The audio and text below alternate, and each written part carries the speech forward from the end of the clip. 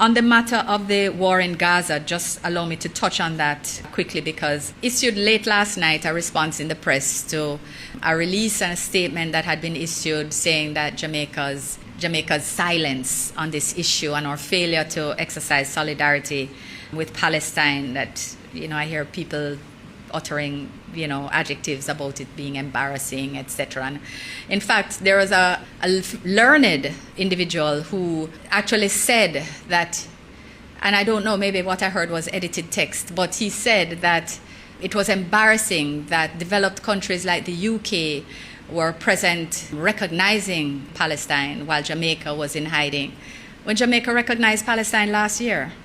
So I really ask sometimes, when people want to discuss matters that have importance for national reputation and global reputation, whether they are doing sufficient research and making sufficient inquiries about these matters. And or their sister head, Prime Minister Motley, spoke in her statement about a crisis of truth globally.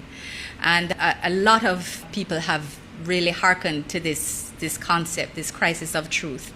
And I just invite us here in Jamaica that while we celebrate headlines that bring attention to this type of concern, that they recognize that those issues need to start at home, that democracies are at threat and multilateralism is at threat, where truth is no longer valued. So I was going to let the release just go, because I know that it wasn't true.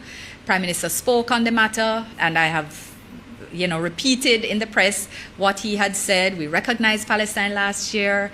We have not only issued statements nationally at the heads level within CARICOM, at the foreign ministers level within CARICOM, at CARICOM caucus level within the UN, at the ambassadorial level.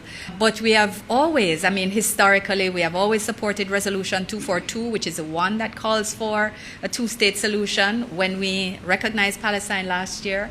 We also indicated that this was, to us, still remain the safest path to having both states, both peoples living in security and peace. It won't be easy. It was never recognized or thought that it would be easy, and the road is clearly a difficult one. We have called for a ceasefire. We have condemned actions on both sides, and the reality is that we don't practice our diplomacy in a performative way. We don't. We believe we should be at the table, we should engage, we must always be the voice of reason, we must always be a respected voice, and we continue to make every effort so to do. And, so I just encourage individuals who are passionate about these issues, because I recognize that where emotion runs high, sometimes you may veer away from fact. But if we are indeed to combat a crisis of truth globally, we need to make sure that we don't create the same issues nationally.